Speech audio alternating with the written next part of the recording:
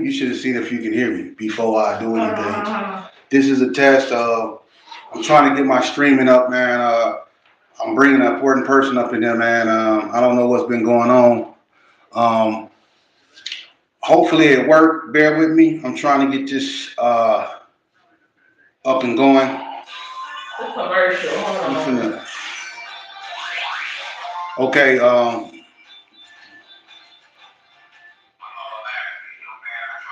All right.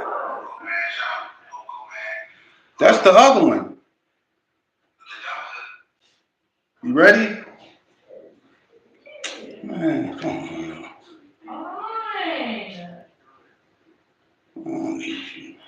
What's up, Logo, man? What up?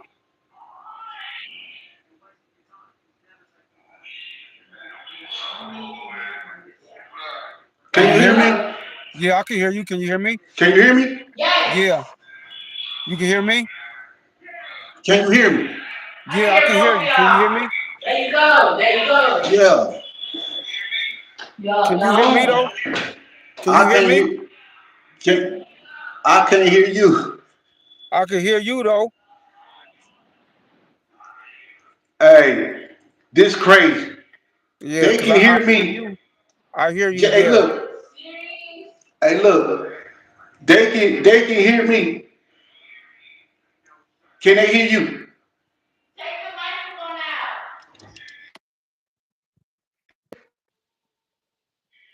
Hello. Testing, Can you hear testing. me? 1, 2, 3. I can hear you. You can hear me now. Can they hear me? Yeah.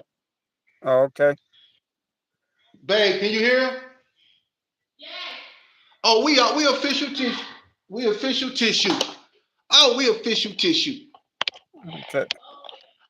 So, the devil is a lie. Hey, say, hold on. Hey, Satan, you bald head. I ain't gonna even. You broke down beach cruiser built ass. Hey, Lucifer, you Boone's farm bottle built ass. You can't stop what God got going on. You can't stop us, fool. We warriors. Yeah, you huffy bike frame built ass. You can't stop us. You can't stop us, you steak boot built ass. Yeah, we on. Boo Loco. Boo Loco. What's happening, man? Where it go?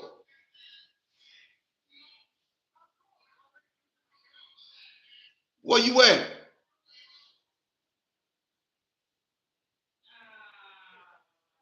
Where it go?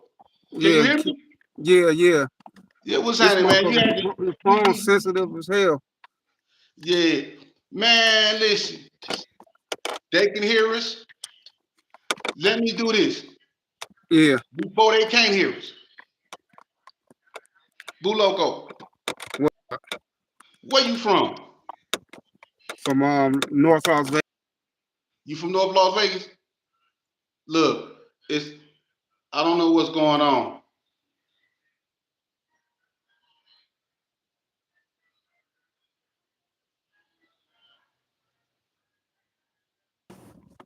I don't know what's going on with this man. It's some nefarious going on. So I don't know, man. But God is the best answer to all things, man. And I know a lot of people tuned in for us tonight, and they was expecting us to really get into it, man. And we did a powerful a podcast, man. And Yeah. yeah, and we dropped a lot of gems, but people can hear us now. That's the most important thing. I don't know if you had somewhere to go or was you doing something? No, I just came from getting my prescription and shit. I'm in All the right, car. well, check this out. Let's jump right. Well, I'm gonna do it like this. First and foremost, introduce yourself to my audience so they'll know who I'm talking to because when we try to do it at the beginning, you know what happened. Introduce yourself. What's up, Las Vegas? Vegas Chronicles. I'm Terhane Woods, aka Boo Loco. Okay. And Boo Loco, where you come from, man? What part of Vegas you from? North Las Vegas, Northtown. Northtown. Originally from Oh, Chicago. Moved to Vegas when I was 7 years old. oh, okay. What part of Northtown you from? I mean, you got a range, of assortment of different neighborhoods down there. What neighborhood are you from in particular? ABM. ABM. Is that a Yeah. Crip set, Blood set? Crip set. Crip set. Okay, speaking of the ABMs, because a lot of people might not know about them, man, and the history of the ABMs, is there a Crip gang or a Blood gang? Crip. They Crip Gang. And what come year up did they under come the out? Crip banner. Crip Banner. Eh, What? Yeah, around about 88. 88. What colors y'all wear? Blue. It's originally blue, nothing but blue, but then transformed to blue and burgundy. Why did y'all choose burgundy? Well, John Lee started that. He started wearing some blue and burgundy, and then some homies started following behind him, and then it became the color. Oh, okay. Okay. So, I did a video a while back and I spoke about the original members of the ABMs, man, and I might have mentioned some people who probably wasn't, and y'all history better than I do. So, who was some of the original members of Anybody Murders? Yeah. No Shame and Killer. They weren't some of the original founders. They was two of the some of the first recruits though, but they weren't founders. Okay, they wasn't found. Did the ABMs come out in a result as a reaction to Donna Street? Did they come out as a reaction to Colors, or did they come out because Cali influence? Well, I seen one thing I can say, Donna and Colors had a big influence on the explosion of gang banging we know it, how it came to be in Las Vegas. Because before, you know, we had Crips and Bloods, of course, which that of course come from Cali, Crips and Bloods.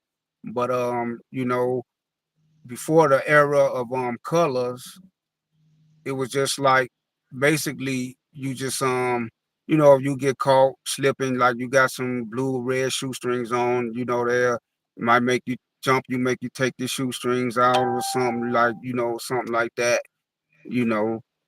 But Right. colors definitely issued in the shoot 'em up bang bang era. That influenced it a lot. Mhm. Okay, you was born in Chicago, huh? And you came up Yeah, in Vegas. You came out here when you were 7 years old. yeah, Okay, what was your upbringing like when you was growing up? Was did you grow up in a two-parent home? Was you missing a father? Was your upbringing violent or was it normal? yeah. Single parent home, mother, just like 9 out of 10 of us. Very very violent upbringing. Even even before we moved out here, I was just 7 years old. We moved out here, but fighting in the neighborhood. It was vice lords in the neighborhood. My neighborhood over there is Four Corner Hustlers and Unknown Vice Lords, and just violent, yeah, violent upbringing all my life. That's why I'm so big on peace now. You know what I mean? Absolutely. Okay, so when we was growing up, me and you, we grew up together, way back in the early '80s, being in Elko and stuff like that, and you build a bond with people like me, Kiffy, Lil Derek, and stuff like that, and but how did that kind of play, because I kind of got locked up when it really just got out of control, you know. Yeah, How did that play how did having a relationship with certain, for instance, like members from the Gerson? How did having yeah, a relationship with them, certain members over there, impact the way you perceive the Gerson as a whole when it came to gang banging? Did your relationship with certain members ever, influence how you dealt with that? Even when y'all looked upon them as enemies, how did yeah, your relationship with certain individuals, play into the fray? yeah. That never changed. Once the love was there, that couldn't be broken. Even in the war, it's like even when the war was even in wartime, if I couldn't do nothing to certain people I got love for, you know what I mean? Like yourself, Kip Nut, me and him was close. He used to be happy to see me every time he saw me, you know what I mean? Absolutely. Lil Derek, I used to sit at the table every day in Elko and eat with you, Kip Nut, Lil Derek and Junebug, you know what I mean? Yeah, We was all in Forester absolutely. together. And and it was always love every time I ran into Lil Derek. That's who you be called saying Trip Mac or Trip Low. Yeah, Trip Mac. That's Lil Trip Derek. Mac, You know, yeah, he don't yeah. like people to call him Lil D no more. You know, Trip Oh, Mac's he always had that short man complex. You know what I mean? He didn't want nobody calling him Lil Derek no more. You know what I mean? yeah, But if I can ask you, man, growing up, I know you was in a, you say you was in a single parent household, man. But what about the streets in particular? And what about that lifestyle? That gangsterism or that thuggery or that just outright rebelliousness. What influenced you or led you to join a gang? Was it a specific incident or was it just something that was a trend and you just fell victim to it? yeah. Just basically the same like most of us. The trend you fall victim to. Studying. The nature of us. Like everybody, every man want power and influence. You know what I'm saying? And in our community, sad to say, like those, especially the farther you go back, like the 70s and 60s and 80s and stuff like that, like the pimps and the drug dealers, them was the only people we had to look up to, only people who had things really more for the most part and was doing things and going places, you know what I mean? So Absolutely. we look up to them, you know what I mean? And it's a And big influence. who are some of the names that you heard about back in the days that I know you don't like to probably speak on people's names, but who were some of the names back in the days that you heard? Not saying what they was doing or nothing, but who were the names that stood out in the street when you was coming up? Who did you look up to? Like, I remember, like, in the sixth grade, I remember hearing Carl Wesley name on the news and stuff like that. Like, and then growing up in Northtown, what would later come to be known as A Town, or ABM territory, that was GQ's over there. And we grew up claiming GQ, basically the whole North. If you live in Northtown, more than likely you claim GQ, you know. And Yeah, definitely Carl Wesley was a name that they looked up to. I remember Bad Toes, names I used to hear. Um, Bobby Bailey, who would later become like Cornbread was to you. Bobby yeah. Bailey was that to me. That was Big Lowdown. That was Big Low. You used to be Little Low Down. I remember that. Yeah, I remember yeah, that. Yeah, Big Lowdown, man. Yeah, Bobby Bailey had, when I went to Elko in I think '86, Bobby Bailey was just getting out. He was back in the days. He wasn't no joke. You know what I'm saying? People like yeah, him, like Bad Toes. When it come to cripping, thoroughbred cripping, Bad Toes wasn't no big old dude. But when it yeah, comes to the heart, you remember when the Bloods jumped him and then he just laid out and threw the C's up on his chest and they yeah, just put them all in. But yeah. yeah, Bad Toes was always serious with his cripping. You know what I mean? But let me ask you this here, man. Who was some of the enemies of the ABMs, and where is ABM Hood located at? Well, ABM Hood is located starting off of Cary and Las Vegas Boulevard and go all the way down to Cary and by Fay Heron, that area over there, before you get to Pecos, all up Okay. through there. And who were some of the enemies of the ABMs when you were coming up? Who did y'all look upon as people that y'all really didn't like? Well, as a Crip game, so naturally Bloods, and and then once the war kicked off with the Donnas in the '60s, them Donnas being our allies, and we got our root from GQ from over there.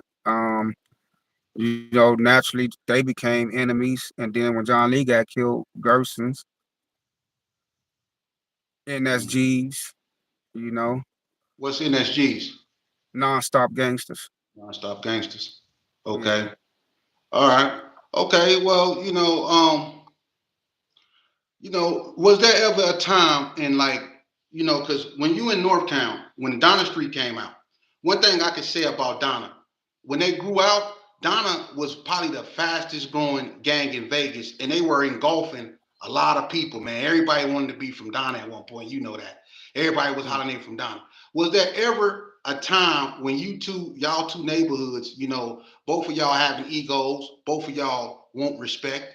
Was there ever a time where y'all actually clashed when it came to like, y'all holding it down for the A, they holding it down for Donna? Did that ever conflict with one of y'all? Did y'all ever bump heads?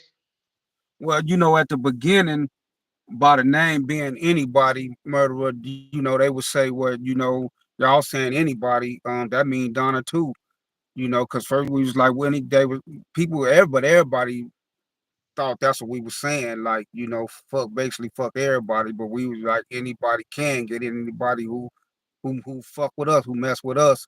So, so we had already said that, but then you still had cats saying, well, y'all say anybody, that mean Donna too. So basically, and then we'd just be like, well, if Donna mess with us, then, it's Donna too. It's anybody if. Right, But other than that, you know, we had a little friction when my homeboy Battle Cat got killed because he died. He got stabbed in front of my house and he ran in my bedroom and died. So certain cats was trying to hype that up like y'all let the homie get killed, and we was finna clash about that, but then we just consolidated and we just been we became very close allies. right. But I mean, we both can agree that when I know that was a part in your type that a part in your life that you don't want to reflect back on. But when you can both agree when you go through stuff like that, for instance, like you just said, one of your comrades came in your room and he passed away. Yeah, Now, that right there in itself, people passing away is normal. But yeah, when people pass away in them under them circumstances, and you there to actually, watch it happen, it does something to us, whether we want to admit it or not. Especially if you have feelings for that person. What yeah, did that type of stuff do to you mentally? I know it had its impact, and I know now that you have found right. peace, you're able to look back and you analyze it. But what did that do to you mentally, knowing that you actually had people unalive right there in front of you? Man, actually, I believe like you can be a veteran of any one of the American wars, and they acknowledge that you have post traumatic stress syndrome. I believe a lot of that, compounding to what we went through as because it's a war. It's just considered illegal because it's gang banging. It's not government war, but I believe a lot of us suffer, myself, have post traumatic stress syndrome on top of coming up being a black man in America, that type of stress, and on top of that, so yeah, I believe, and because I done had friends die on my arm, lose their legs right next to me, and been to a lot of funerals to where like, and it's a trip like lately when it seemed kind of different, kind of strange when friends start dying from natural causes lately. You feel what I'm saying? Yeah, that's a trip, huh, man? Yeah, like that's a trip, huh? Like everybody we knew died from the gun, from violence. Like now, and now when it started, like say around right the pandemic and right before the pandemic, started losing people to natural causes. It seemed kind of different. Right. Let me ask you something. What years would you say was the worst when it came to banging in Vegas? What years were the most dangerous to you when you was out there and involved in it? What years do you think was the most dangerous when it came to actual gang violence in Vegas? What years do you give it? I say that 87, 88, 89, around them, all the early 90s and stuff, cause like when that influence from colors and the gang, everything escalated and everything just exploded. It was we entered into a culture to where like you had you had to put in work like as a rite of passage. So them was some dangerous times. You literally, like they say, playing tag with the devil. You literally can be out there just drinking, smoking, hanging out with your homies, and drive-bys. They started off drive-bys, then people started walking. People like food might come from behind the building. You know what I mean? So Right. yeah, them was some very tumultuous time, very dangerous time when that mentality, when that full fledged just gang bang, full gang bang mode mentality hit Las Vegas. Right.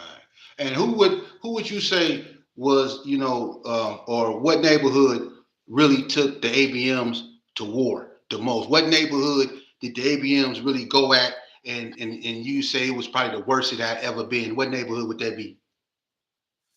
I remember I remember we had before at one time we used to beef with the NTGs, and the NTGs used to get down. You know what I mean? They used to get down on us.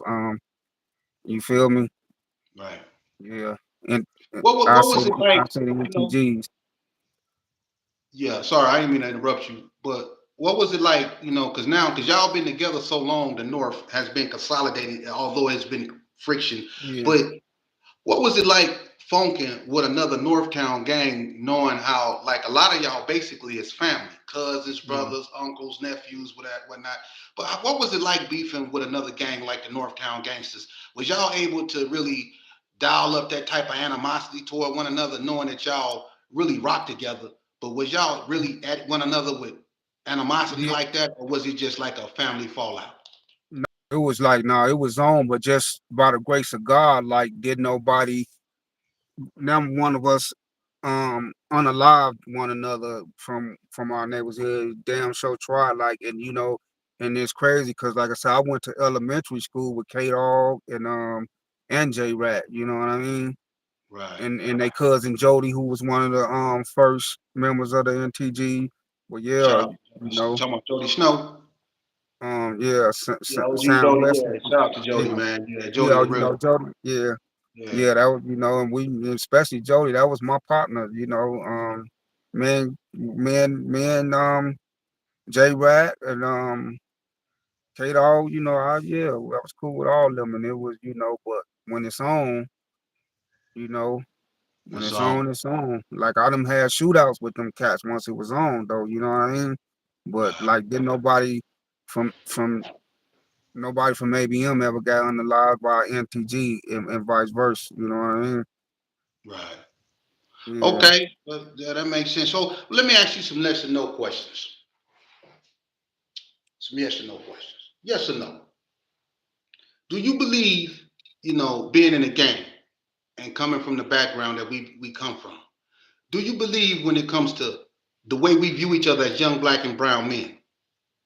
Do you believe that there's an unseen hand, meaning in layman's terms, is the white man behind the way we perceive each other? Is the way we perceive each other a white man's perspective that he instilled in us? yes, You believe that? yeah, Okay. Number two, the way we treat our women when we say bitch agitate the gravel, or when yeah. we dog them out, beat them up, destroy their credit, get their sisters pregnant. You know how we certain men do women. Is that unfavorable view that we have toward our sisters? Is that something that the white man is responsible for? Yep. Okay. The way we act in our community when we urinate outside, when people just come over there to visit a female, but they don't belong over there and they ain't done nothing to us, but just because they don't belong over there, we beat them within an inch of their life. Or Miss Maddie, who trying to go to the store to get us some butter and some milk, and she's trying to spend her last $15, and you got little JoJo and Jerome out there who trying to get them a sherm stick, and they end up robbing Miss Maddie and slapping up with the pistol. When we act like that, is that a result of the white man? Yeah, they got a hand in it. Yep. You got a hand in it. Okay. So basically, the way we act, the way we perceive our women, the way we perceive each other is all in result because some way the white man then found a way to pervert our behavior, to pervert our perception. It's the white man, right? Right. Yeah. Okay, explain why you believe that. Okay. For one thing, like you said, you initially said the way we perceive one another. Like if you study the Willie Lynch syndrome, like read the Willie Lynch syndrome on how he at least 300 to 1,000 years, how he would put us at odds with one another just to make us a good slave. You know what I mean? And if you read it, it's to the T how we get down. And he's and one of the some of the tactics he used say whatever differences they had just amplified and keep against one another light skinned, dark skinned, short, tall, old, young, male against the female. You know what I mean? And and Booker T. Washington, one of them, or Frederick Douglass, one of them in their writings said it was so sick back in the day. We were so sick with it. If don't let your doing slavery, don't let your master mess around and don't be kind of poor, don't have no money. Like we'll clown about that, talk clown you because your master poor, my master get, you know what I mean? But yeah, so that's that part of it, you know what I mean? And and then you got to go to far as the in our community, like so whenever we did try to pull ourselves up from our bootstraps, or men came in the community to try to uplift, you know, the FBI, the CIA, they they had a counterintelligence program, and they was against the rise of black people. And like I was mentioning earlier, specifically, like one example is, okay, we already know how to stop the rise of the Black Panthers. They let the drugs flow through up there in Oakland and stuff in the Bay Area. So then just finding out that one of the main original Paru Bloods, by the name of Puddin, he got into the drug racket, and it was getting lucrative. And the FBI seen that the Black Panthers was finna make a move to LA, to South Central in the LA area. So they cut a deal with this blood guy, to where and this the only one we know about who knows what Crips did they cut a little side deal like that, that they'll let him continue his drug empire if they should put up resistance against the Black Panthers coming to our, coming to South Central LA like that, because that's mobilized. They see, they understood that us together, because they seen the Bloods and Crips was rising when you study the history of it, and these was dudes who wasn't taking. They was like the Black Panthers, but they just weren't organized. Like, you see what I'm saying? Because they started to banging against one another, but they didn't want to see the Black Panther, see the Bloods and the Crips united standing against them and their brutality. So they let this cat get a run on his drug ring if he would put up resistance against the Black Panthers coming to South Central. You know what I mean? And then J. Edgar Hoover himself, who was the head of the FBI, he said we must stop the rise of a Black Messiah. Now, just show you how demonic and satanic that is. Now, because to this day, that's what the MAGA, that's what they use. They say, lift yourself up by your bootstraps, and they complain, say, we just complain. But now, we all know what a Messiah is. So if you don't want us gangbang, you all the good things that you would want us to be and complain that we not, you would think you would want a Messiah to visit the black people who the worst of the worst. You see what I'm saying? But Absolutely. they but they were so satanic when it came to concerning us, they didn't even want a Messiah to visit us. All right. Don't you Well, think? Don't you think a Messiah would? If we listen to a Messiah, we would be the opposite of gangbangers and drug dealers and womanizers and women abusers and users. yeah. Um. Wow. Let's go back to the beginning. Um. I asked you if you thought the white man was the reason why we perceive each other the way we perceive each other, right? Yeah, And I asked you if the white man was the reason why we perceive black women the way we perceive black women. yeah, And I'm not saying, you wrong or right. All I'm saying is, like, we talked before, it's two sides to every coin. yeah, I believe that I'm gonna address it as you said. You talked about the rise of a black messiah. I'm gonna just go backwards. You talked about the rise of, yes, J. Edgar Hoover said that. He said that yeah, the United States, up under the counterintelligence program, when he bought that out, he said that their job was to prevent the rise of a black messiah. And what has happened is they put the mechanism in with gangster rap, with stereotyping, with the things they do, misinformation, like you say. And what they yeah, do is they pit us against one another, like you said, the Willie Lynch syndrome. The Willie Lynch syndrome, you're right. It put the light ones against the dark ones, the tall ones against the small ones, the buff ones against the skinny ones, the bald head ones against the ones with hair, the Christian against the Muslim, the conservative Mhm. against the Democrats. They always keep us some type of divide in our community, Yeah. But at the same time, I'm not gonna say it's the white. The white man only have power we allow him to have over us. You see, we always Yeah. had a choice. You see, now the thing about this Messiah, J. Edgar Hoover had what was known as the Elite Eight. The Elite Eight was his hitman. They was the ones that were going after people like Dr. Martin Luther King, Stokely Carmichael, H. Rap Brown, uh, Fannie Lou Hamer, and all the other civil rights leaders during them times to neutralize them. You see, but at the same time, we as a people, before J. Edgar Hoover, when they had black codes, when they had Jim Crow, when they had during the Great Compromise, the Dred Scott decision in 1857, when Chief Justice Roger Taney said that a black man has no rights that a white man should respect. At that point in time, you can imagine lynching and all that stuff was at its zenith when it came in America.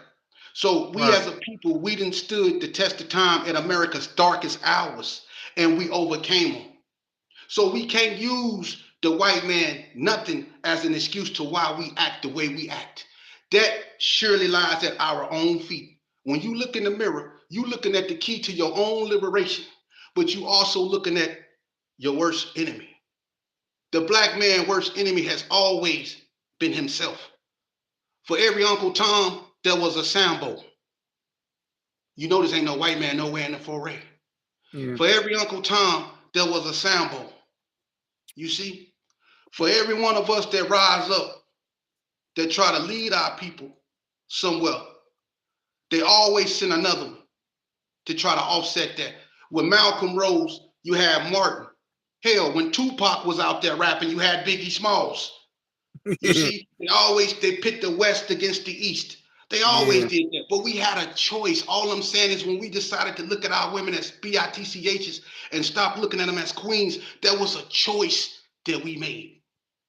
You see, we forgot that Martin Luther King was the face of the civil rights movement, but it was Rosa Parks that spearheaded it. Her actions is the one that started the civil rights movement. It was a female. Yeah. It was a female that ran for president. Her name was Shirley Carmichael. No, Shirley Chisholm. My bad. She was the first African American to run for president, a black woman. It was the black woman that held us down during our darkest hour. We turned on her. We started telling her, hey, you be safe, queen. To bitch, agitate the gravel. When we did that, we signed our own, for real, death certificate. Because the most Right. powerful thing in this world is a woman's intuition. We as black people, we so powerful, yet we so naive. We so strong, but yet we so meek. It's Yeah. because our greatest hindrance is not a white man. It's us. Our Okay. So ancestors. yeah. I'm gonna end it with this, and you can say what you want, bro. Yeah. Our ancestors fought an enemy that was more ferocious than a crip or a blood. They Hmm. fought an enemy that looked upon your flesh, something that you have no. You could take a blue bandana and a red bandana and a green bandana, you can toss them aside. You see? But they hated you for something that you were stuck in, which is your skin. Yeah. They hated you for your flesh. So they faced the real enemy. When the president considered you a subhuman, three-fifths of a human being. When the governors of America considered you a monkey. When the mayors considered you, like Bull Connor say, an agitator. See, our ancestors faced real enemies. And they was able to overcome them. Not with no guns, not with violence. Sheer unity and a will Yeah. to be liberated and be treated like human beings. See, if we come together as a people, that in itself will make the earth shake and it'll get God's attention because that in itself will liberate us. Trust and believe the biggest threat to anything in this world is black unity. And it ain't Yeah. coming together to do nothing to no one. It's the fact that we come together. And when black people come together, order is restored. You Right. see, we Yeah. have a choice. And this is what we need to be teaching the children. Now, let me shut up. What's your take on what I just said? So okay, first let me make this point though to the audience. I don't want us to ever, make excuses and blame just the white man, because ultimately it is upon us, to change our condition and change the condition of our people. You know what I mean? But at the same time, I do believe that we must never forget the hidden hand that produced the conditions for us. You know what I'm saying? To turn against one another and turn against ourselves. You see what I'm saying?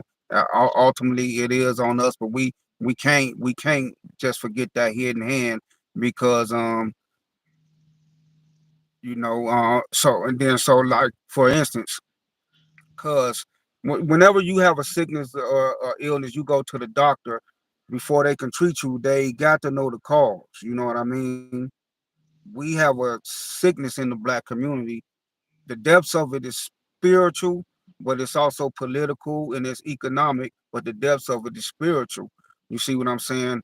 And I'm a student of history, and in this documentation of some of their founding fathers saying that we must keep every avenue of light to enter into the slave's head. Like, and they said that if we ever want to keep the upper hand, because they knew who we were, they know who we are, not these dumb redneck motherfuckers with the MAGA signs who just racist because they following.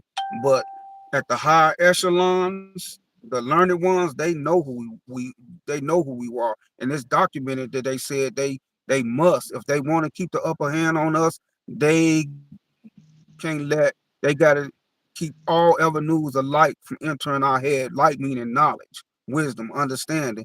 You see what I'm saying? So now going to the part of the woman on how it's a generational curses from slavery on how we relate and treat our women. So you got to think we went over 300 years where we weren't even allowed to be a family.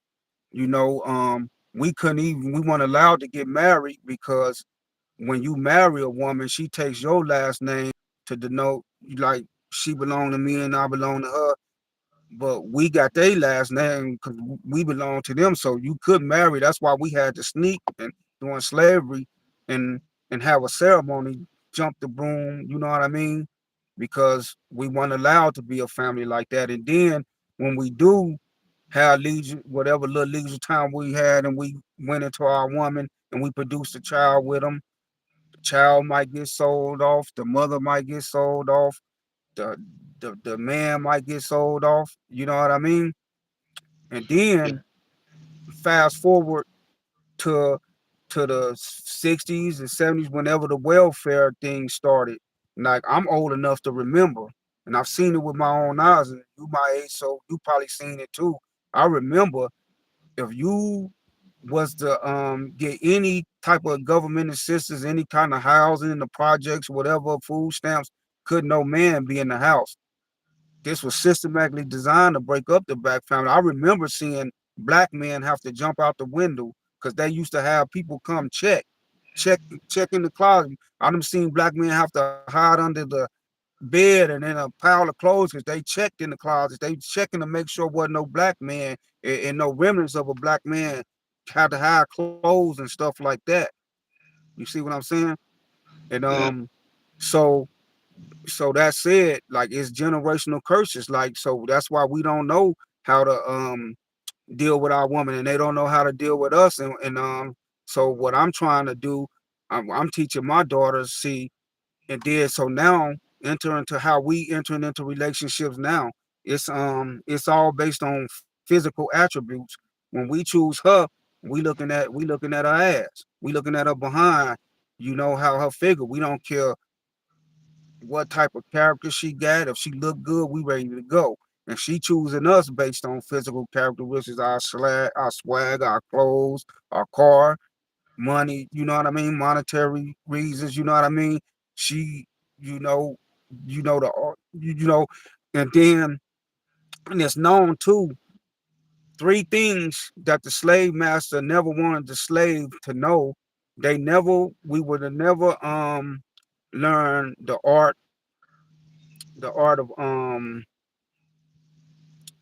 warfare, of course, because you want to persecute us. So we were never to learn the art of warfare, the art of business, and finally the art of mating. It's actually an art to mating. It's an art to how you pick. The farther you go back, it was a time of courtship. That's why if you see, like, they used to, even the farther you go back, they used to have chaperones. Like, you ain't even finna get around my daughter alone, because they know nature gonna take its course. And then we young and dumb and full of you know what, and then mess around. Now we picking each other for these physical attributes, and now no intentions of raising no family. We be young. We don't even have no business ambitions, no career ambitions, and we just go at it. We attract it. So, and we be vibing, drinking, smoking, listening to music, and vibing. Now a baby coming to the picture. Now you a young lady, you done had a baby by this dude. And let me tell you, young women, something out here, you young girls out here, because everybody like the thug swag, the hood dude swag. I want you to understand that lifestyle, a monogamous relationship, is not in the equation of that lifestyle. Good luck if you find a dude that's in that lifestyle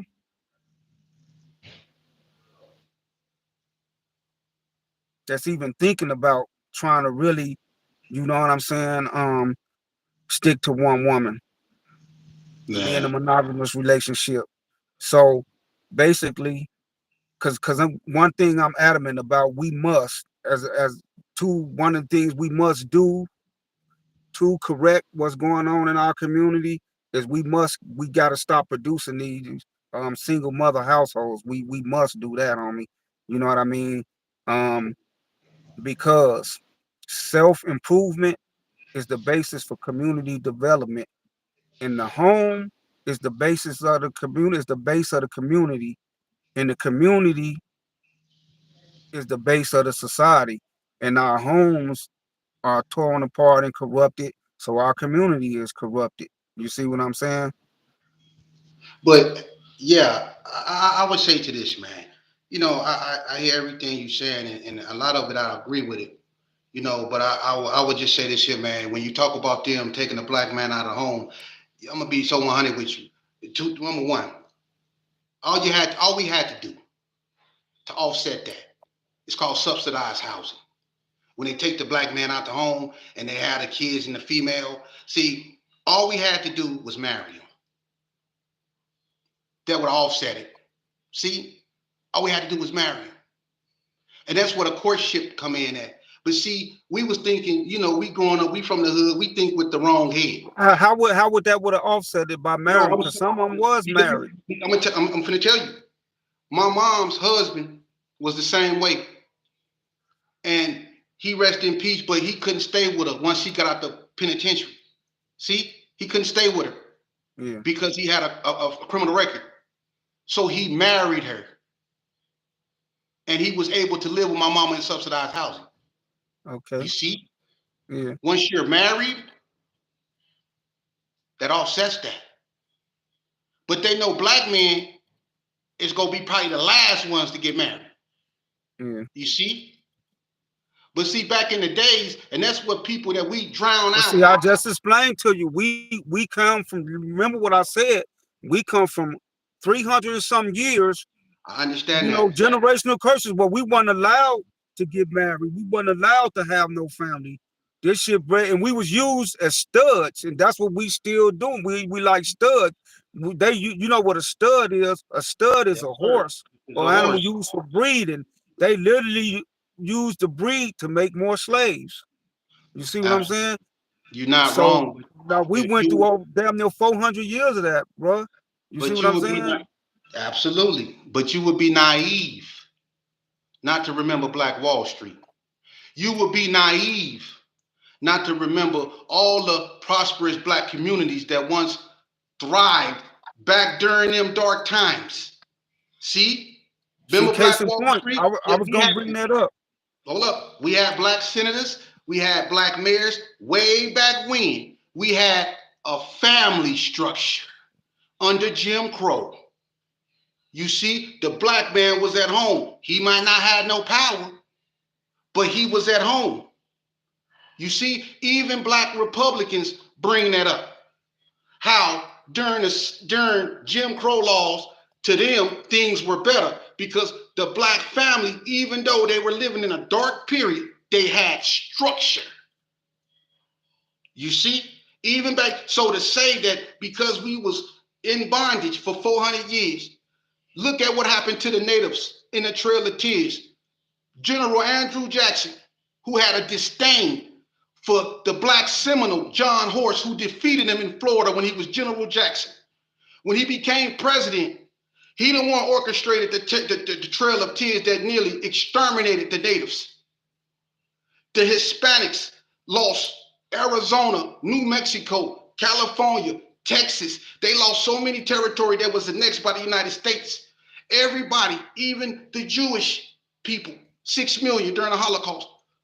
At one point, and it's one thing to learn from the past. We can't change it. We can't change the fact that our people, some of them Arab, Tipper Tib, the black Arabs of Africa, sold us to the Portuguese and other people for slavery. Prince Henry the Navigator was the first person to take a black African off the continent. Hey, hold on. Before you go too long, because I'll be forget because I want to address everything you said. Like I'll now slow it down for you. the conversation gonna get good. Like, okay, now listen. Cause like you Okay. said, now you brought up the Black Wall Street and all that. That wasn't the only one. No, Rosewood, no. But see Rosewood, what I was Florida. doing? I was drawing a Hold on. contrast to when you said that, I you know, was talking but about let me bring a the point. Let me bring a point to what I'm talking about. Because go ahead. I agree. Cause we agreeing to disagree. Because one thing I agree with you about, we can't just keep blaming the white man, and as an excuse, we got to pick ourselves up. We got to do this. It's up to us. But Absolute. all I'm saying is we can't forget that head in hand, and that's why I gave No. the analogy of the doctor. So you know what's wrong with you at the root. So then you can, you know what I mean. Then you can you feel what I'm saying? You got to know Okay. what's wrong. You got to Can I know what the piggyback symptoms off is that? to treat the. You got to know what the disease is to treat the symptoms. So now going into all that. So you bring up Rosewood. That wasn't the only one. We had other No. Black Wall Streets, but to this day, it's whole towns like other towns that they don't mention, like Black Wall Street, that's buried under lake underwater. That they know buried them underwater. That's called So Lake I'm Lanier. saying that to say, and then you bring up the plight, okay? Because we understand the plight of our Mexican brothers and sisters and our native brothers and sisters. But just this is what you got to understand. No people in the annals of history ever been persecuted like us. Like so they persecution, they what they went through, they Holocaust might led some decades or some years or whatever, damn near 400 years for us. And then not only the 400 years, you got to think we the only people who at every turn, because that's why I'm glad you brought up the Black Wall Street, because every time we did make advancements like that, at every turn, we got the FBI, the most powerfulest law enforcement agency in the annals of history against us, plotting against us on our heels. We got the CIA, the most powerful intelligence apparatus in the annals of history on us. You see what I'm saying?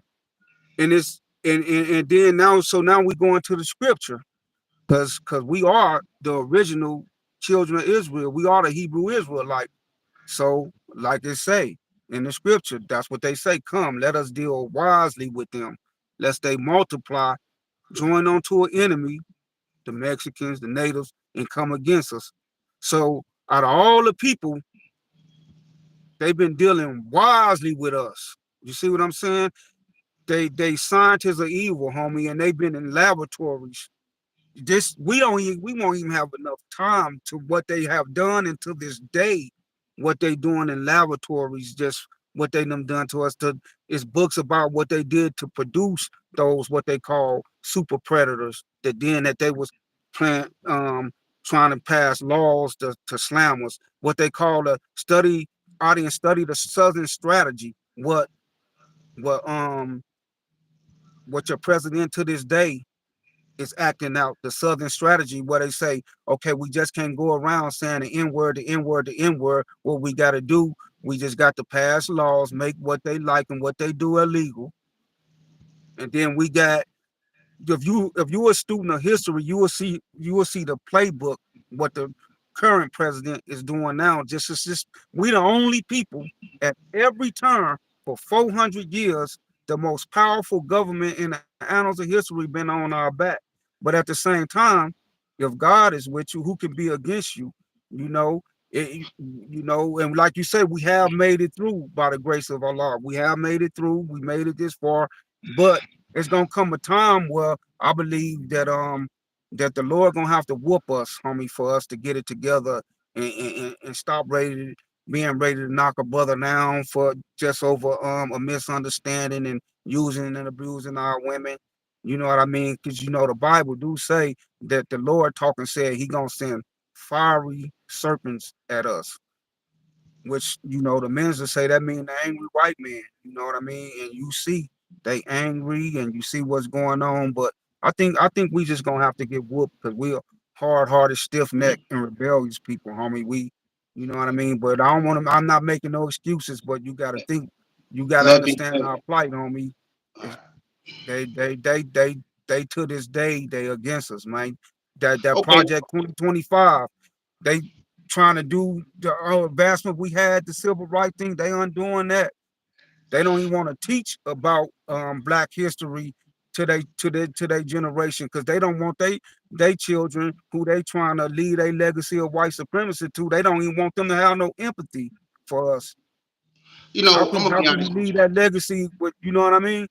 you. Yeah, you said God gonna have to whoop us, right? Let's start right there. Yeah, You said that, right?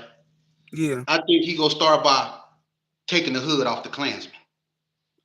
Now, when God take the hood off the Klansman, the way he go whoop us is when the hood come off. The first thing we go see is that up under that hood is a black man. And I'm saying that the biggest enemy to a black man today is a black man. What went on 400 years ago, we can. I just said we can't change that. Does what went on 400 years ago have some type of effect on us? It shouldn't. You But know it why? does. Because, like you said, we already been through the Jim Crows, the Black Wall Streets. See, we done already been hit with Slavery. everything they can hit us with. Mm. Hold on, I'll let you speak. Let me speak. You I know. just was agreeing with you. I was agreeing with you. Oh yeah, yeah, yeah, yeah. Okay. Well, the thing about the whole situation, my brother, is this here. You talked about the sickness, and we got to get to the root. You talking to a race of people who want the sickness to be stitched up on the outside instead of getting into the inside where the eternal bleeding is. That's where our Mm. problem lies. It's eternal. So that means that the problem that goes on in our community, I'm gonna be honest with you, it's a reflection of who we are. It's not a reflection of who the white man is. Because see, while we want to give them so much credit in being these methodical and devious little creatures, and they might be, but understand they're humans, susceptible of making mistakes. They humans. Okay? And while we think that the white man is probably doing everything in his power, like you say, they undoing civil rights. We undoing civil rights. When we showed them white people that we didn't give a dang about all our forefathers in the fight that the W.E.D. Du Bois, the Frederick Douglass, the Booker T. Washington, the Marcus Garveys, when we showed them that everything they fought and they and lived their life for, that didn't mean nothing to us. The day you became just another nigger to me is the day that we disregarded all that, man. So we can't cling to no white man. We can't say no white man doing anything because the white man too busy worrying about little Timmy, badass, going to shoot up another school or something. He not worried about us. You see, Mm. because the people that's sending us, unaliving us, is people that look like us. The people that's the biggest threat to me and you is people that look like me and you. You ain't never been scared of no Ku Klux Klan or no skinhead, and I ain't never been scared of one neither. And I ain't never seen one in the projects, have you? The biggest Nope. Ku Klux Klans or the boys in the hood that I seen was us. We the boys in the hoods. We the ones that put on rags and get in the Chevrolet with the shotgun and go look for a nigger. Just like back in the days when the clan used to get on their horse and put on their hood and put the noose on their shoulder and go look for a Negro. We do that now. We the clan. We the biggest threat. We the disease, not the white man. That 400 years, homie, was only supposed to be for 400 years. See, when you read the Bible, it tells you it was only supposed to be for 400 years. We passed that. So we supposed to be in the movement of great awakening because according to the minister, I studied up under the nation before, my brother. And I know that a lot of this scientific stuff that you get it out of the message of a black man. You got it out of what's his other books? Food, the one you talk, Eat to Live, and How to things eat to like that. live. It Yeah. teaches by the Honorable Elijah Muhammad and Minister Louis Right. Farrakhan. And they even Right. doing away with that rhetoric as when it comes to the white man because that's been our golden oldies. The white man this, the white man that, and you said something about MAGA. I'm gonna tell I you said something something about about what? Donald Oh, Trump. MAGA. Yeah. I'm gonna tell you something about Donald Trump. Donald Trump said this a long time ago. He said if he ever ran for political office, he'll run as a Republican. And they said why? He said because they'll be the only ones stupid enough to vote for me. So you Yeah. might think that Donald Trump, let me tell you something. Donald Trump don't give a darn about no black or white. He give a darn about green. I agree. See, that's the thing. The elites don't care about your flesh no more. It's all about class warfare. It's about the haves and the have-nots. The people that we looked up to, like Nelson Mandela and Desmond Tutu, they from Africa. Desmond Tutu was a high priest from Africa. Nelson Mandela was the great liberator, the great revolutionary from Africa. But they both were Knights of Malta. And Knights of Malta, you know what they are? They're a cultic group that's connected to the Queen of England. Y'all look up Knights of Malta and look up Desmond Tutu, look up Nelson Mandela, and you will see that they are part of the Illuminati, man. See, now when you want to get to really talking, we gonna have a conversation on how they really sold their souls. Because us just blaming stuff on the white man ain't gonna get it no more. I don't want my son growing up thinking that some other human being is the reason why he can't get nowhere in life. I'm not gonna let my son, because I used to have that. I used to think that the reason why everything went wrong in my life was because of some conspiracy that the white people had against me. And you know what? It might be one. But I tell you this right here, like you said, if you got God on your side, nothing shall prevail. We as a people got to understand that. The Hispanics is certain parts of them that don't like us, and certain parts of white people don't like us. But the biggest part that disgusts me is the part that black people don't like black people. Right. That's the part. That's Right. our problem. It ain't white people. Because But as much as we say about Whitey on the moon, I bet you we'll still go to him for surgery. We go still go to him for all this other stuff, evasive stuff, when they inside our bodies tinkering with us. They don't like us as a people. They don't like us as a race, but we'll let them cut us open and go inside us and tinker around. We won't let no black man do it, but we want to come together with them. We don't want to spend no money with no black folks, but we want to come together with them. Look, man, the medicine that we need for that sickness you spoke of is self-acceptance, self-love. That's when we come back into the godly nature of who we are. And we start doing that by talking to one another. The Honorable Louis Farrakhan teaches that all the time. And he teaches about the black women. Let me tell you something. You wouldn't be a member of the Nation of Islam. You wouldn't dare let what y'all call a kufaroon or a munafiqun, a hypocrite and a non-believer. Y'all wouldn't let them dare disrespect a MGT or a GCC or a female a nation member. Why we or don't have any that outlook on black women in or any general? black women. But I So okay, understand. so yeah, so let me respond if I may respond, but it's like Go you ahead. say, it's like you say, okay, just add on that point real quick. Yeah, the Honorable Elijah Muhammad, the most Honorable Elijah Muhammad, and the Honorable Minister Louis Farrakhan do teach that we must respect and protect the black woman, and that a nation can rise no higher than this woman. And how the brothers in the nation get down, the minister taught us that the whole world needs to understand that when you disrespect our black women, that you flirting with death. So one thing I can say about those brothers, and me neither, from being up under them for a point in time. If I see one of these Asian people at a beauty salon mishandling my black woman, I'm not finna be pulling out no phone recording.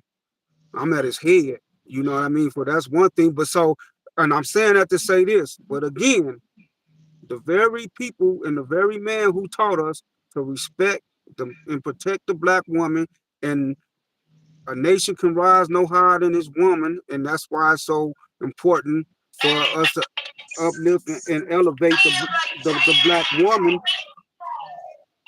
Um, I don't know. I don't know how that come on. You know what I mean?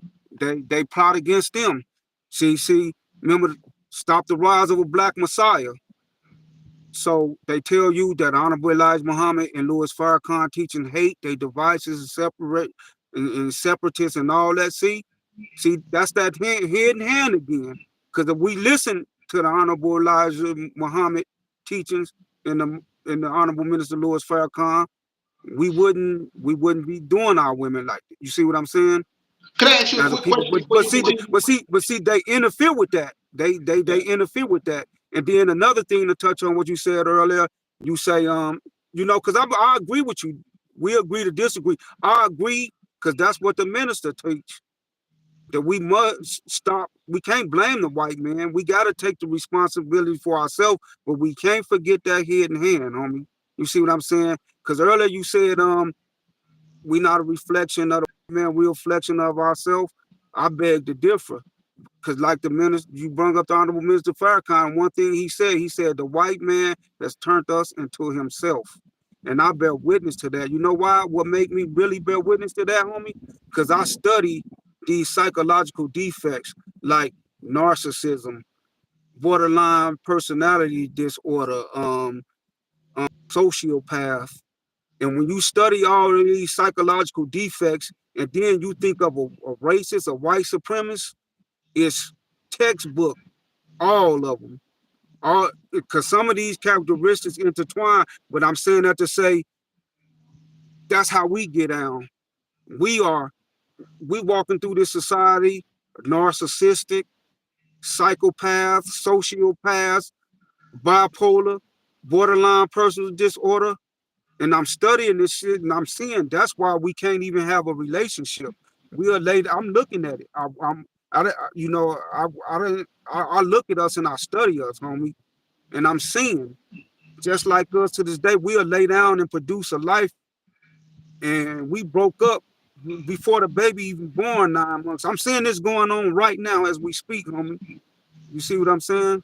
And then, and then when we do trespass on one another, just like the white man, we be dead ass wrong and convince ourselves that we right and we'll argue like a top notch like Oscar Goodman or Johnny Cochran and produce an argument for something that's dead ass wrong, unlike the messenger say we in manifest error and convince ourselves that we right and argue and produce a argument for it. No, we was just over there at old girl house banging her walls out and make our woman think she tripping and she wrong, and now we mad, act like she the one disturbing the peace. We come into their house, into their life, and set the house on fire and hide our hands like we ain't done nothing. But I'm saying that to say, now, where do we see this characteristic? We've been under racism and white supremacy for 400 years. And this white man will look you into your face what the MAGA doing to this day, telling us they literally saying racism don't exist. And that's how we get down because he has turned us into himself, homie. You see what I'm saying? Right. We don't Okay. see nothing wrong with knocking down. We don't see no wrong with knocking down another black man Okay. because you know why?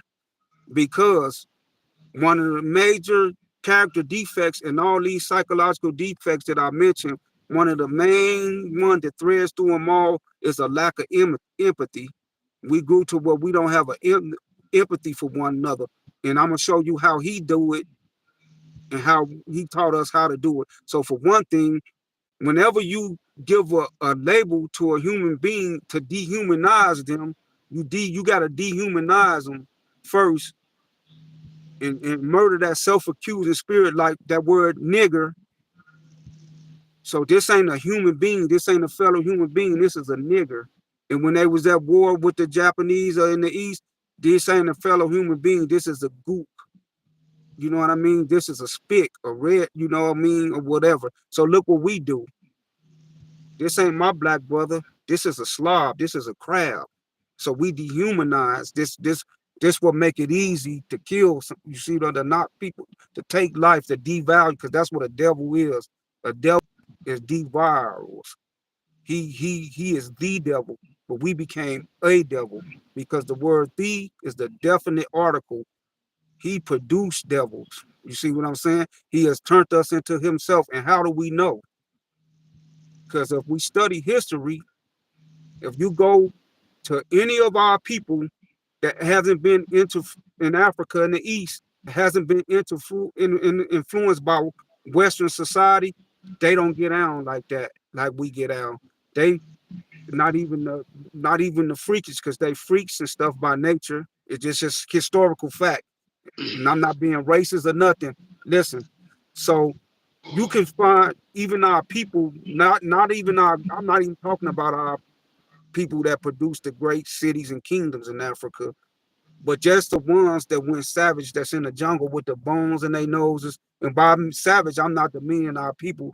I just mean a savage, as the honor most as the messenger taught, is just a person that had lost the knowledge of themselves and is living a beast life.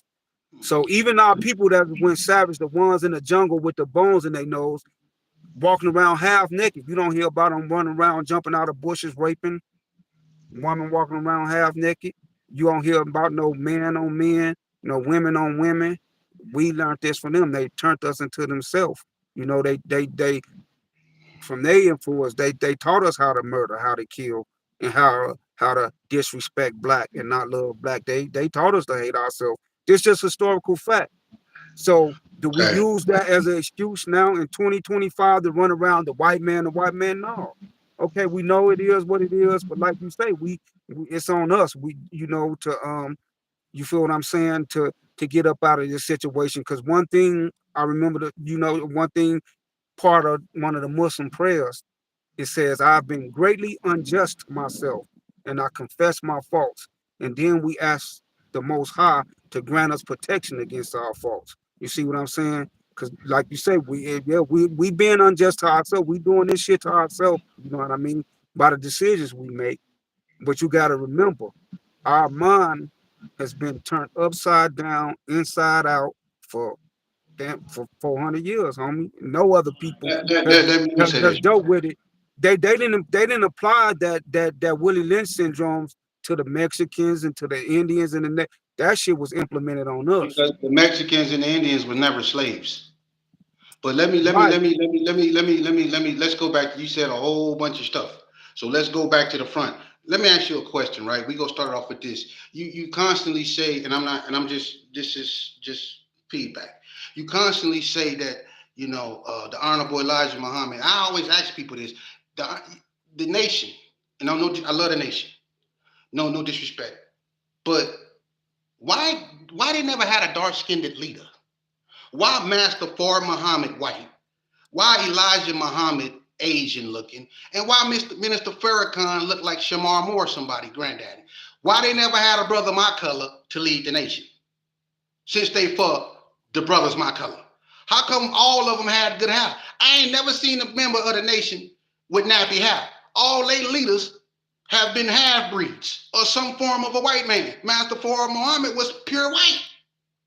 No, he So my wasn't. thing, no, let me just, I let you speak. Let me speak. Yeah. Answer that. Number one.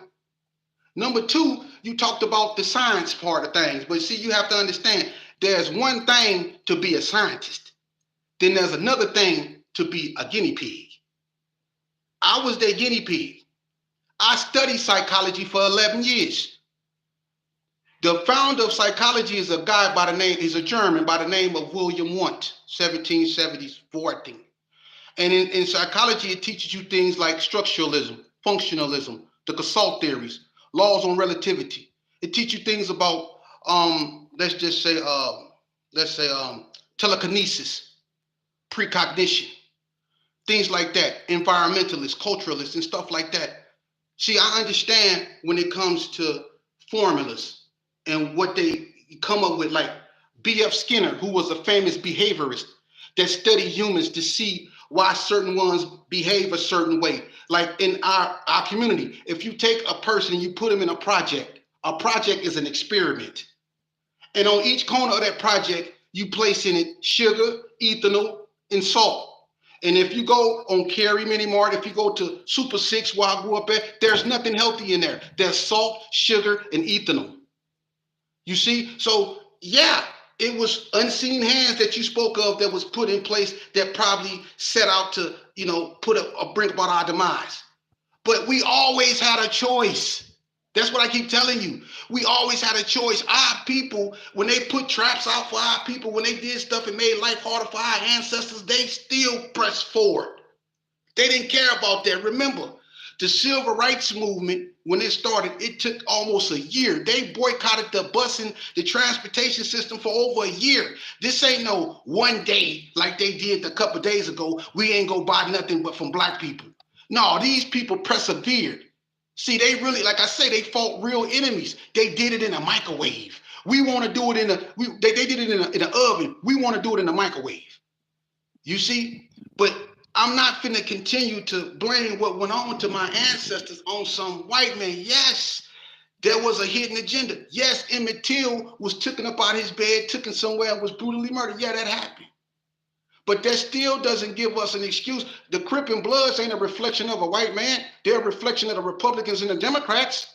If you want to look at that way, just like the vice lords who sit on the left and the disciples that sit on the right, Republicans and Democrats.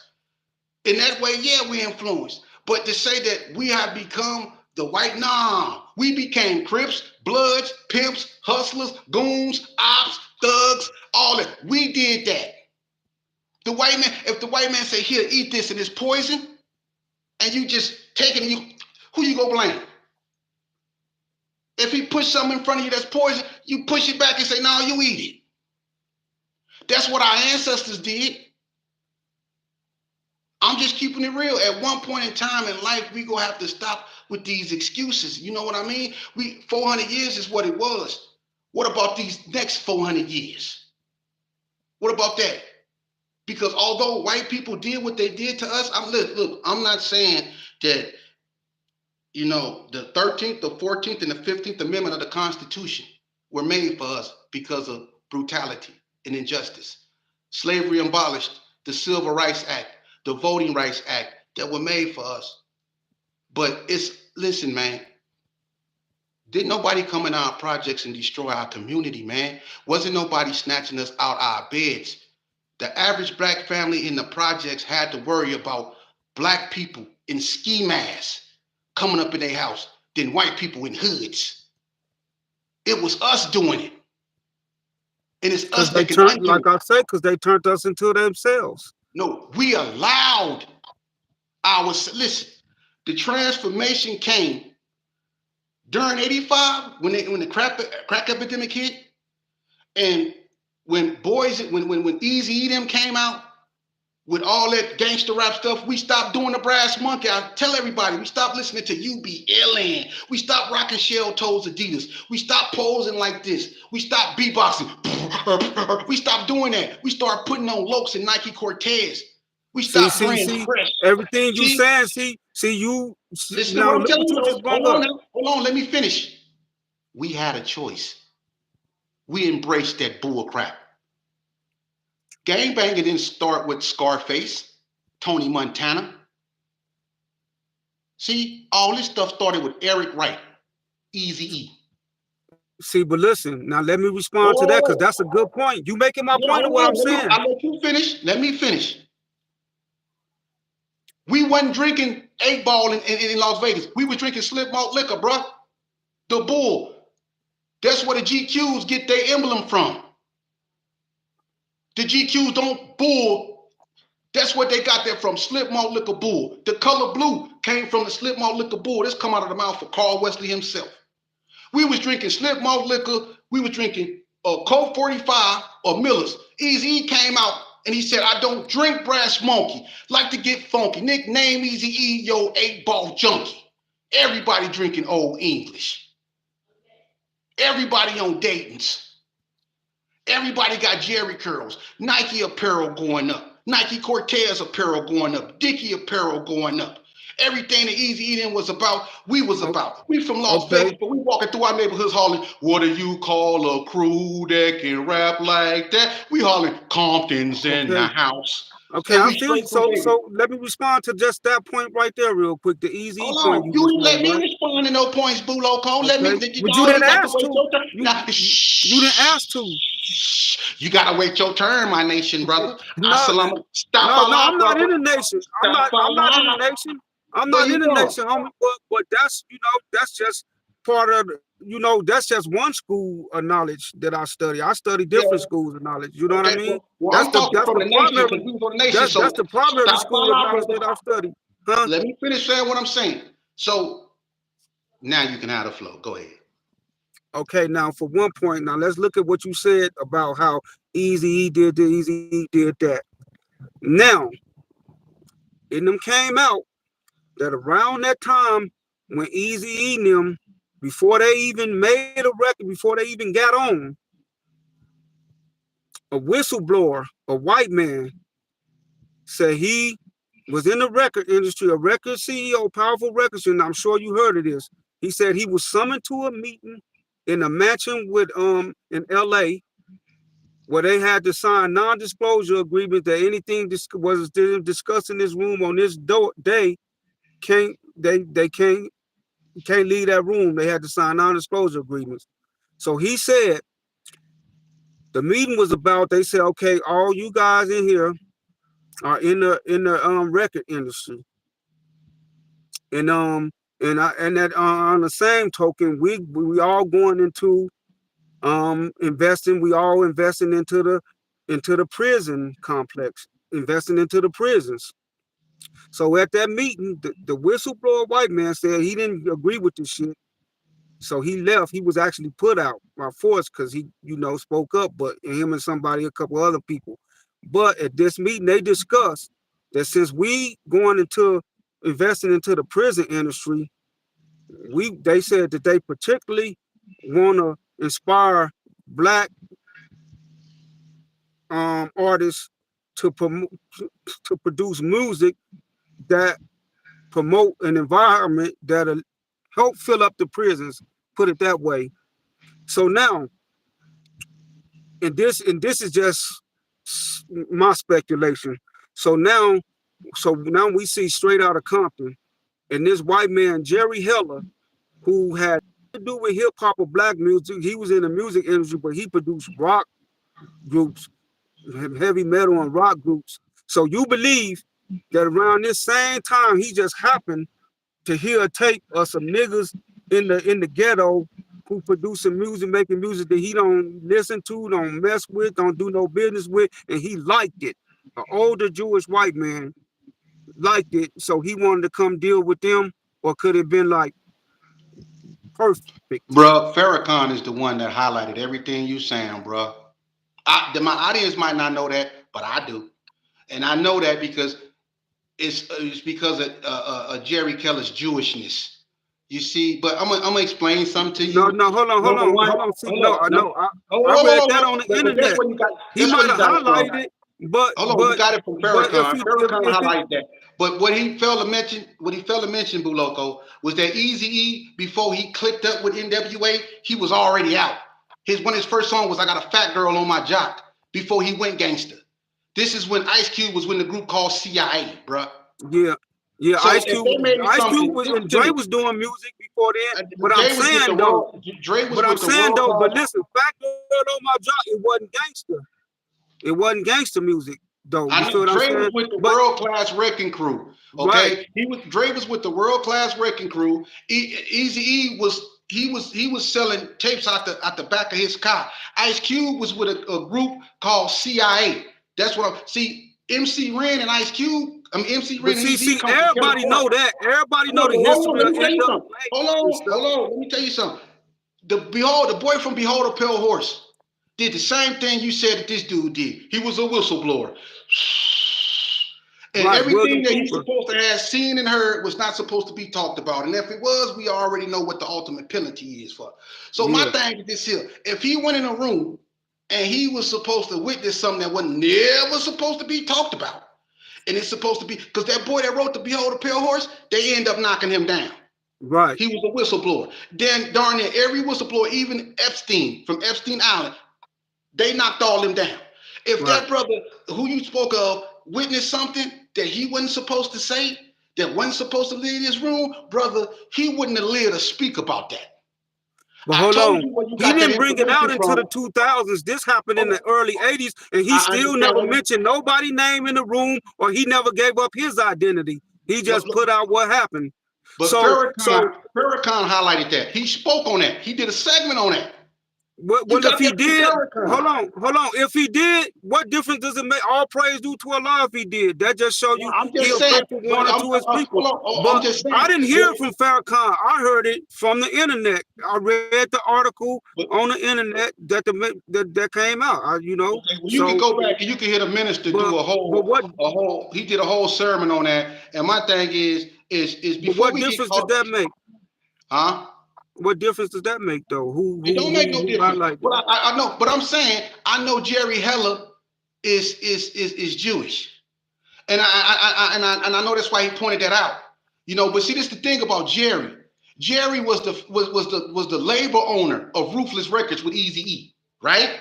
Yeah. What makes a label prosperous is not the label; it's the distribution, bro. That's where Hold you get on. your money in. The For one distribution. thing, Jerry Heller was never mentioned in the article. He was never mentioned by the minister. I remember No, I'm not saying he is. I I'm not. said No, that's just my thought. That's just my listen, thought that it's the Jerry same Heller thing with went Clyde and Davis sought them and brothers Whitney out. Houston. It's the Huh? same thing with Clyde Davis and Whitney Houston.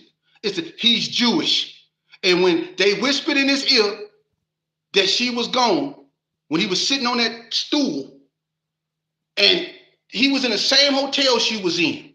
This a female that just signed $100 million contract, but she lost her voice. They booed her off stage in China from smoking. She lost her voice. That's $100 million that's out there that she can't produce no more records no more.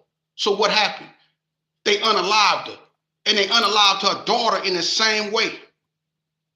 You But see, so listen, when you talk about the point I'm making, brother, I'm saying sheepdog, little homie. I'm saying I agree with you that we can't sit here and continue to blame the white man, but as I keep saying, we can never forget the hidden hand. That's but that what about old the hand hidden we hand, see? What about the huh? hand that you see? Not the hidden hand, the hand you see every day that's the same color as you. That's But all see, I'm saying. the hidden hand produces the hand that you see. You see what I'm saying? And that's why I gave the analogy, homie, of Yeah, we have to we sick, disagree we on all that one. sick people, and it's on us, to get it together.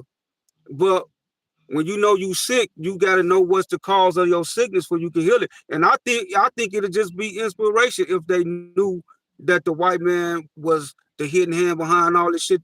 I think that would inspire our people to say, man, fuck that shit. I ain't finna let these white folks use me against my people like this. No, I think it'll be more inspirational. I don't think it's blaming. I'm not here to blame because I want our people to do better.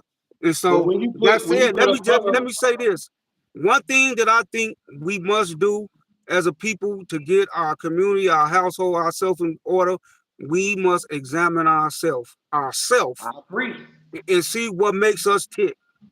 And when you do that, you will find out that it's your core values that make you think the Absolutely. thoughts you think, you say the things you say, do the things, thereby do the things you do. And I think one of the scourges of the black community is our core values has been boiled down to not being no punk, not letting no nigga try me. You see what I'm saying? In the Right. snitch code. That's the only thing, our core values. That's And the only that's the thing we white really man. The worried white man about. did that. The white man did that.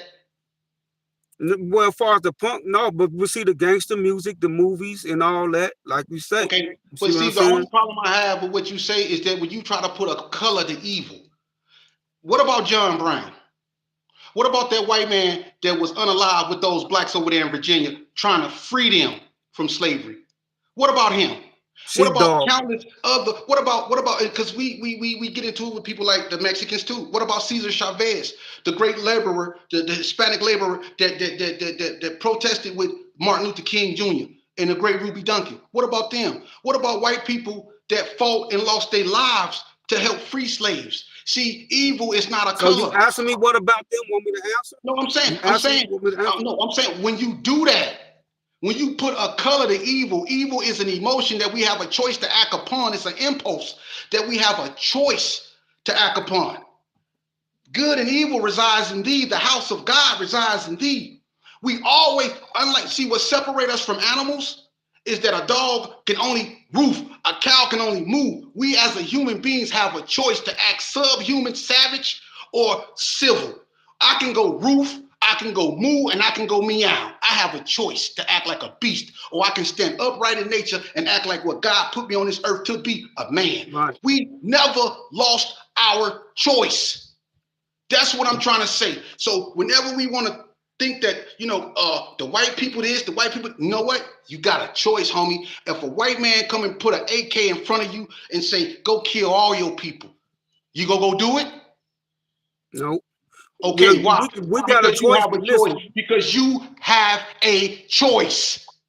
hold on. This is what I'm saying. You do have a choice, but at the same time, there is a such thing of manipulation, and that's that hidden. That's how I just want us to understand the hidden hand, so we can, so we can come up with the remedy, so we can understand the remedy. But the We're the remedy is, remedy. like you say, I'm saying the same thing you say. At the end of the day, like I just said, we got to examine ourselves and see what make us tick, Right. because one thing that we do know and understand too, that if the white man was just to fall off the face of the earth tonight, we still What would would be happen? fucked up, because we Who would got be that white who would be man messed up? inside of us. Who We would got be that messed white up? man.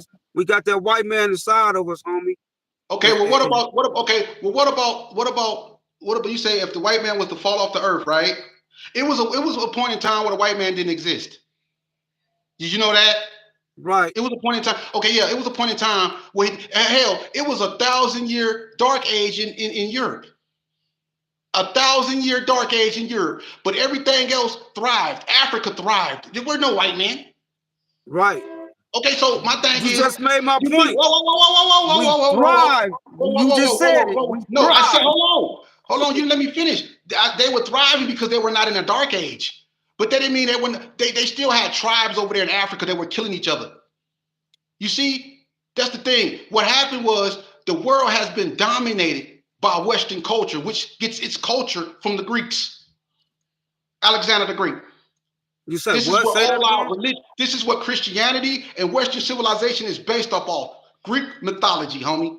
And that was, but you have to understand if you are a But the true Greeks student of got the history, let me knowledge from speak, Egypt, let me though. speak, They got let the me speak, knowledge from bro. Africa. Let me speak. Hold on, whoa, whoa. But if you're a true student of history, then you know that the Greeks had an empire that ruled, that they dominated everything around them. The Romans had an empire and they dominated everything around them except to the east, the Byzantine Empire. The Persians had an empire. The Byzantine, yeah. Yeah, see, everybody had an empire. You know what I'm saying? That was the most powerful empire of their era, but they failed. America is no different. Look at Africa right now. You got them people up over there that's been fighting for their independence, like in Zimbabwe, over there where Robert Mugabe was. They used to be Right. Rhodesia. Cecil Rhodes killed 60 Fighting million out, Africans fighting over from there. their independence from who? They from the Danish and the Dutch in Zimbabwe. It was the Dutch. I think Europeans. they used to be Rhodesia. It was Cecil Europeans, Rhodes. the Excuse me. colonizers. They've been colonized. Then Yeah, they and rising up in Africa. I'm Colombo watching was what's ruled going by on. King Leopold of Spain. He killed 15 million Yeah, Africans. Yeah, but that's yeah. He what I'm was trying to Dutch, get you. This European, Spain, no Spain, Spaniards. You see, you have to look when it comes Caucasians. to They white people. Caucasians. Listen, do you know? Do you know? Listen, we talk. Look, we got to do another live. When it comes to white people, I'm going to give you some history. There are three type of white people, man. Do you know that? Did you know that? Three type. There are What three you mean types. three type? They're Nordic, which is blonde hair and blue eye. That's the one Hitler talked about. The blonde hair and blue eyed ones, the Nordics, the Scythians. Then you have the Alpines, which are, you can say, Sicilians, olive colored, dark hair, brown eyes. Then you have Mediterranean. Those are the three type of white people that you have. You see, so when you talk about white people, and the word Caucasian and the word Caucasus, that came from the Renaissance during the 1500s, when all the European scholars, physicists, psychologists came together and decided to put humanity on the totem pole, and the word Caucasian was born. You see, the Caucasus Mountains mean what? Dead, dead. It means dead land, dead sea, something. Because Dead, that's dead. that's where Yeah, they were. That's where they was cavemans at in the Caucasus Mountain. yeah. They But lived in see, the that, hills, that's the, but inside the see, to caves. me, that's when we become people. When we start talking about stuff like that and start You brought that dehumanizing, up, bro, and hold it's on, no, just no, no, historical listen. facts. One of It's the reasons actual why I facts. left, listen to me. One of the reasons I love you, Bullock, I love you. One of the reasons I why I love you left the too, nation. God. Listen, and you know how me and Mr. Watson. I told you how me and Mr. Watson was in Elko. It was a white man that showed me my first form of what a father should be. It was a white man that told me I wasn't no nigga. It was a white man, Jimmy James Watson, a hillbilly of all hillbillies. That man didn't have no eyebrows. You know how Mr. Watson looked. But when I entered the nation and they told me all these bad things, I believed it. But I don't want to hate. I don't want my child to hate. I don't want my child to judge. No, that's what Martin Luther King fought and lost his life for. For people to be judged by the content of their character, not by the color of their skin. Hold on. See, now I got, bro, No, homie. I'm just saying because you Wait, said the white man. You talk about the hidden hand. All I'm saying is this here. This is all I'm saying, bro. It's gonna always look. As long as there's a devil, there's gonna be a hidden hand. But evil is not of the flesh. Evil is of the emotion. You see, and all white people are not bad, and all black people are not good. And we would both be doing ourselves, our family, and our children and humanity a disservice if we put that type of nonsense out there. hold I on. don't See, agree with hold everything. on. See, I don't agree. Listen, I don't agree with a lot of stuff other people say, but they have a God-given right to say it. That's what a democracy is about. And whether a person chooses to like me or hate me, that's their choice. hold And as on. long See, as we listen. don't lose that, that's gonna always balance itself out.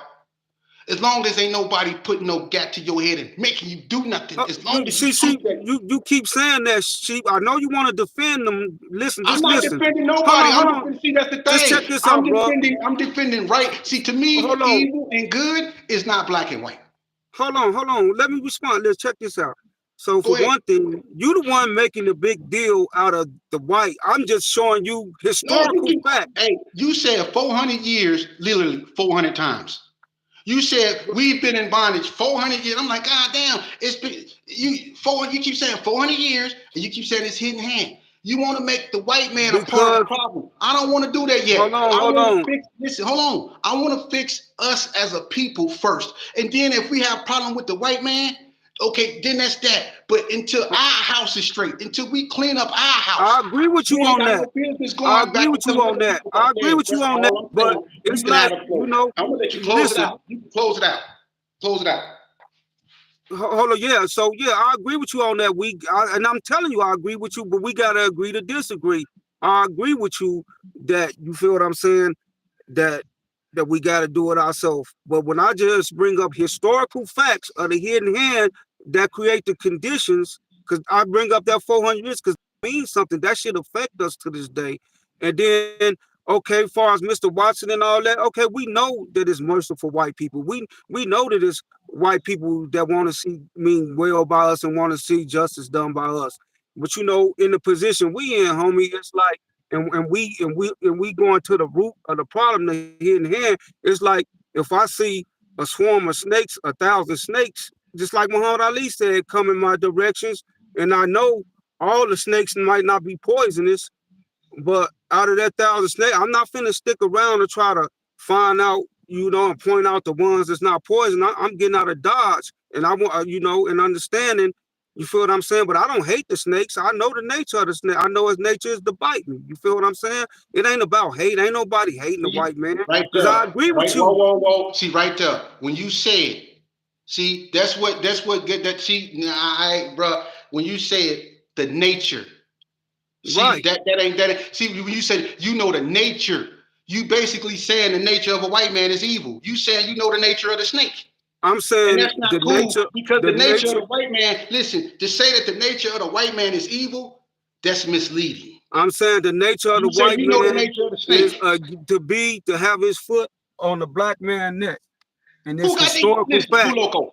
Who had their boot on your neck? Who stopped you from succeeding in life other than yourself? Please tell me.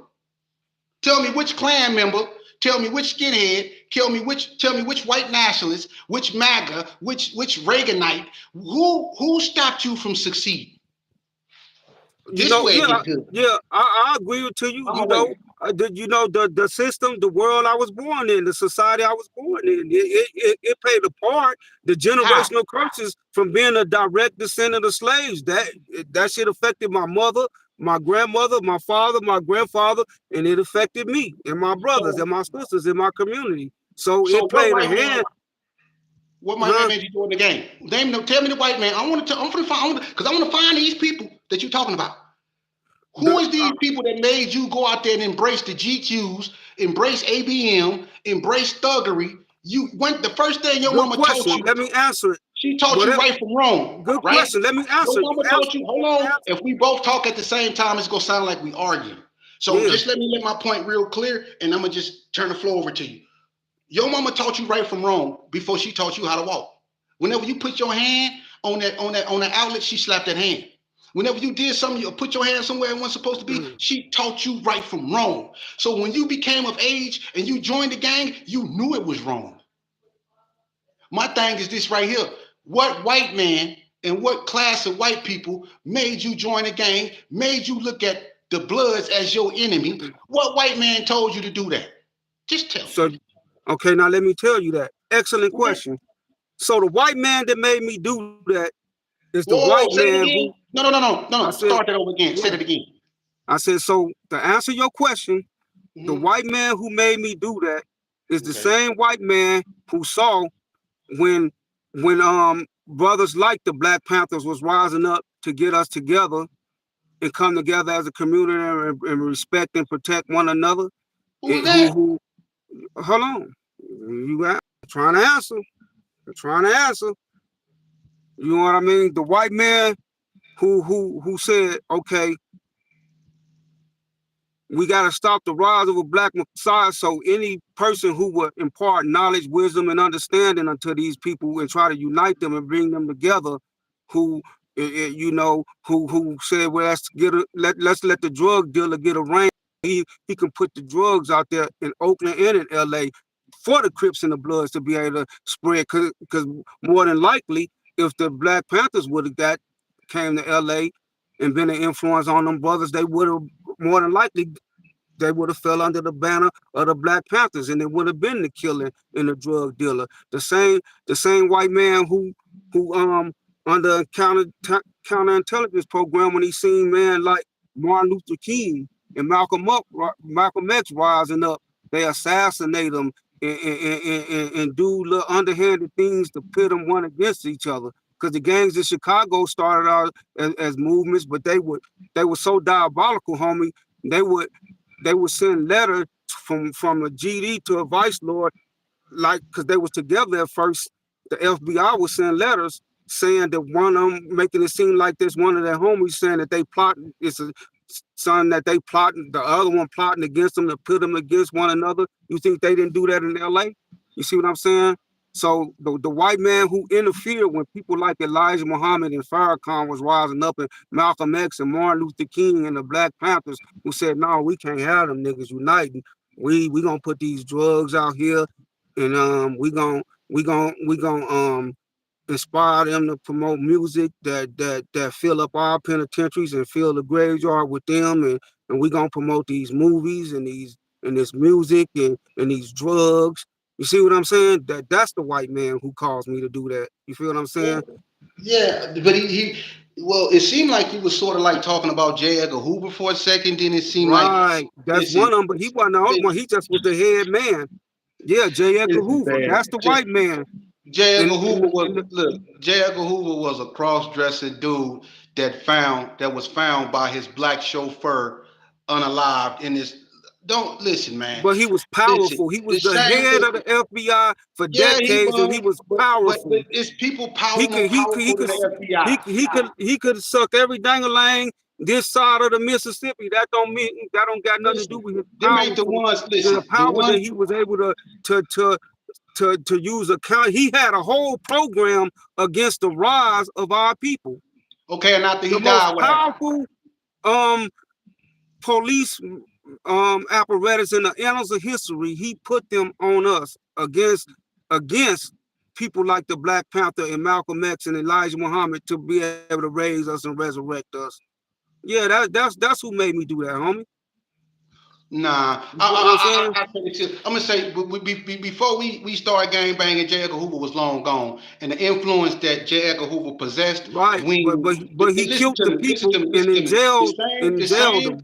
The same power that J. Edgar Hoover wielded, it withered away with the power that the once powerful Huey Newton and all them once had. It withered away with them, bruh. The FBI reconstructed itself. I'm not saying that it's not whatever. I'm saying J. Edgar Hoover, we can't use him as an excuse. He's been long gone. Just like a young black boy that grew up in the projects can't use Raymond Washington as a reason why he joined the Crips.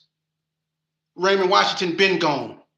See, we can't use that. Whenever, listen, if you keep looking back in the past, you go fall on Jesus your been face. gone, but Hold on, those hold who on. follow him can live a productive If you go life. through life, if you go through life like this here, Buloko, trying to move forward, you go fall on your face. The past is back there for a reason. You got 3 days in life. You got yesterday, you got today, and you got tomorrow. Now, yesterday is gone. You're not getting that back, right? I think you Today terribly is the got me most important. misunderstood, bro. I'm not Today is living the in the most past. important. I'm on here Hold on. answering questions you ask me, homie, No, no, no, and hold I on. I said you believe got that three that's days in life. What I'm doing is I'm teaching, brother. You're supposed to be, if you've been in a member of the nation, one thing about the nation they teach you is that you forever a student in life. That's why they call student ministers, right. student this and student that. You forever a student in life. The day you are a learned man, like the great A.C. Moses said, is the day you are a dead man. Yeah. Okay, so you forever a student in life. If you can't evolve, brother, you're dead. You see, and that's what we have to do. J. Edgar Hoover is gone. You can't listen. There's 3 days in life, like I was just saying. Yesterday is gone. You can't get that back. Today is the most important. Why? Because tomorrow is not promised. Today is the most important. Today, we as a black people got to quit using what went on with people who Bruh. fought that I know fought. you That want was to not defend fight. Jay. I just answered the Let question. me You finish, asked and me then what listen. white man Let me just finish this up, and influenced then me you to can do close it that. out. Let me just finish this up, and you can close it out. I'm gonna let you close it out. We can't keep looking back in the back. If you do that, you go continue to fall on your face. We take and we the past and we learn from it and we use it as a ruler to navigate the future. We teach our children that the only thing that can define them in life is their actions. We have to quit being so weak as a people. We can't correct history. We can't. What happened to our people back then was their fight. That was their fight. And they got us to here with nothing. They didn't even have remotely the resources that we have. We got black billionaires. Madam C.J. Walker was the first black millionaire in America, a woman. We got multimillionaires everywhere, but we don't invest in one another. We divest in one another.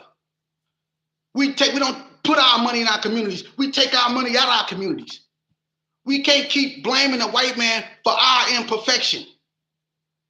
We have to embrace our imperfection and work to perfect them. That's what God wants you to do. God wants you to fear him.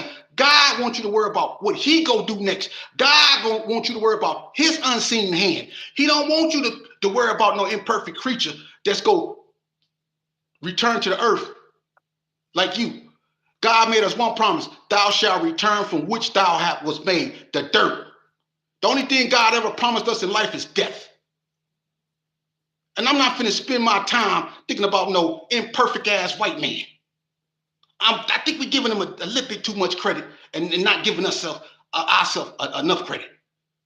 And I think that's what's hindering us. We have to understand that our people, are great people. We come from a bloodline of pharaohs, a bloodline of negus, a bloodline of kings, a bloodline of greats. We come from that bloodline. And when we realize we come from that bloodline, and when we accept each other as equals instead of in opposition, we again will rise as gods. We would return from which we came, greatness. Right now we under a spell. We sick. You right. And it's a mental disease. You see, but that disease we infected with is something that we created. Because Crippin' and Blood is, listen, the Klan, the skinheads, and all them put together has not done remotely the damage that blacks have done to one another. When you got Chicago boys that only say, then you got gangs in Chicago where the members have to have at least 4 bodies to even be a member. You mean to tell me that's some white man's doing? When they say they on demon time, that's some white man's doing? Nah, brother. The hardest thing to do is the easiest thing to do. And that's to admit that when we look in the mirror, we see our worst enemy.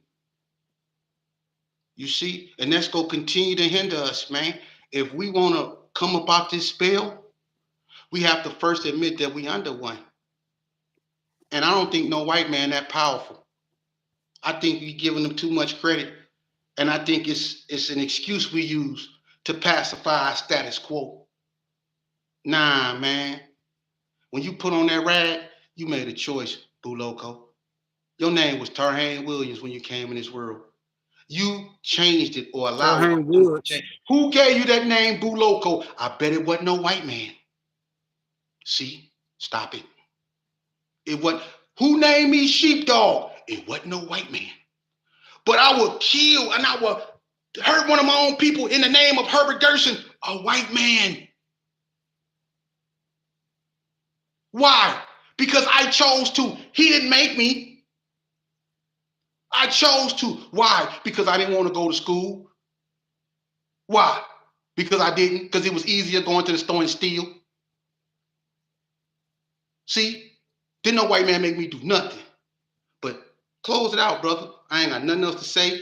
Audience, this the great Boo Loco. I love this brother. We might, but that's what people supposed to do. Talk to one another. Men sharpen men as iron sharpens iron. That's Proverbs. But I'm gonna let this brother close us out. And whatever you got to say, brother, stand on that. What you got to close us out with? Vegas Chronicles. I just want to say, one thing for sure, two things for certain.